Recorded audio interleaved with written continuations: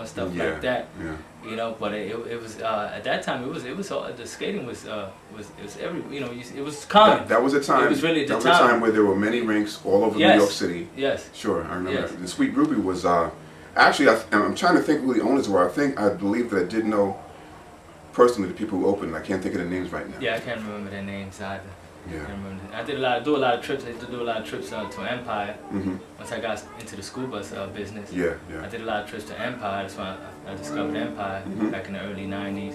Yeah. You know, I discovered that Empire was there. So I used to go here and there once in a while. Yeah. Skate on the little rink because I was in Empire. It was serious over there. Well, that was where I began. Yeah. That was where I began skating, and I was a robot skater in the beginning. And I could stand up and I could go around, but like.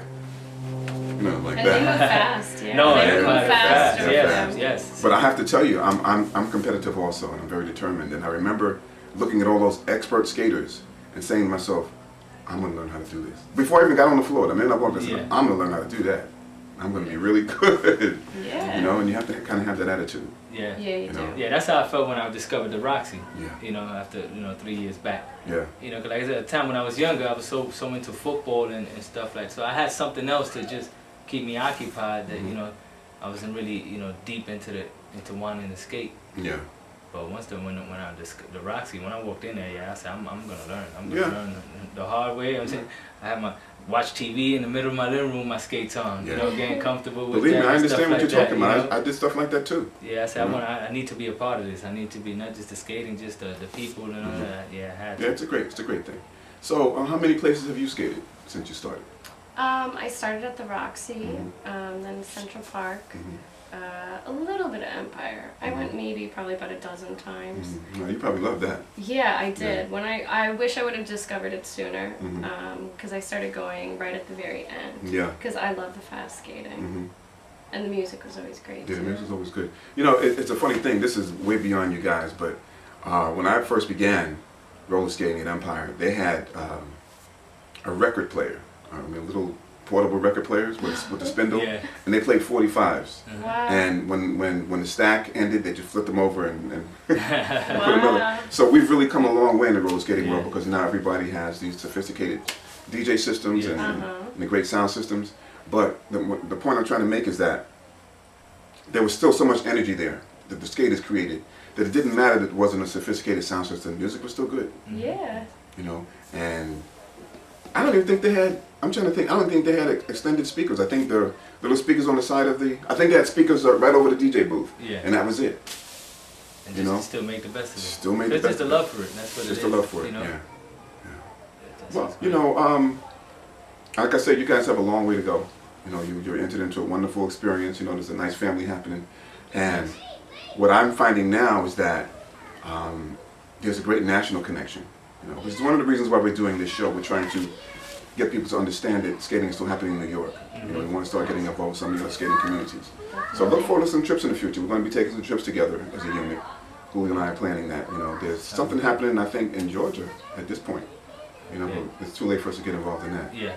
You know, but maybe one of these days you'll come give me some lessons, Freddie. Yeah, I'm still learning. I got good teachers around me, you know. He's come a long way. He certainly has. He's come a long way. It's a constant learning experience. And wanting to do it, you know. Yeah. That's what it boils down to, wanting to do it. Yeah. One of my favorite things to do actually is to teach people. You know, I mean, I like sharing what I have. Yes. You know, to make people comfortable, make them feel comfortable, welcome them into the family. You know? And nowadays, it's just a great health, you know, something good for exercise. Great, it's great exercise. You know. Yeah, I was going to come to that too. You beat me to it. Yeah, it is a great shape. Body and mind. You know, body and mind. Yeah. You know, so it's a great cardiovascular exercise. It's very spiritually lifting. You use muscles that you have in ways that you wouldn't use otherwise. And it's the fact that it's so much fun enables you to do it for a long period of time without thinking about it. Yes. I mean, I like going to the gym too, and there are certainly benefits to that, but you know, there's a little bit of drudgery involved. It's not the same. You know? It's not the same. It's not the same. And I know about the conditioning factor, because when I first began skating, after about a half hour or so I'd feel it, but I keep on going. Yeah. And at the end of the night I was hurting really badly. Yeah. And then the next day. And the next day too. And it was that way for a while, but then I gradually became stronger and stronger. And at one point we were skating every night, and we'd go to about 2 or 3 in the morning, I mean, every night, and skating hard. Yeah. You know, so that means that your heart is really working. Mm-hmm. You know, and your circulatory system is doing its thing. And another thing that I do too, which helps a lot, is I stretch. Yes. I do a lot of stretching. I stretch every Stretching is day. definitely important. You know, and that's good for your life. Yes. Period. Period. Yeah. Definitely. You know. I tell people to stretch. Period. If you don't want to exercise, at least stretch. Yeah. You know, do what you want. And easy stretches. I'm not Yeah. trying to, you know, put my chin to the floor. No. Yeah. But stretching, you know, Yeah. stretching is a really good thing. I know I started this program at a gym in town, and I had a personal trainer for the first couple of weeks. And he was showing me all these stretching exercises, and he was doing this one where he tried to put my leg, you know. So he said, he kept pushing me back a little bit more, and he said, "Is it hurting yet?" And I said, "No." He says, "Is it hurting yet?" And I said, "No." He said, "You're scaring me." He said, "Because most people, by the time I asked 2 times ago, they don't want to do it anymore." I said, "Well, keep on going, you know." I said, "I stretch every day." It makes a huge difference. It makes a big difference. It Yeah. does. Yeah. It really does. Yeah. And eating right. Mm. Oh, definitely. Especially nowadays, everything's so Yeah. artificial. Yeah, yeah. Yeah. Well, what I find that if I work out or if I skate on a regular basis, I want to eat the right foods. I don't really have the desire to not eat the right things.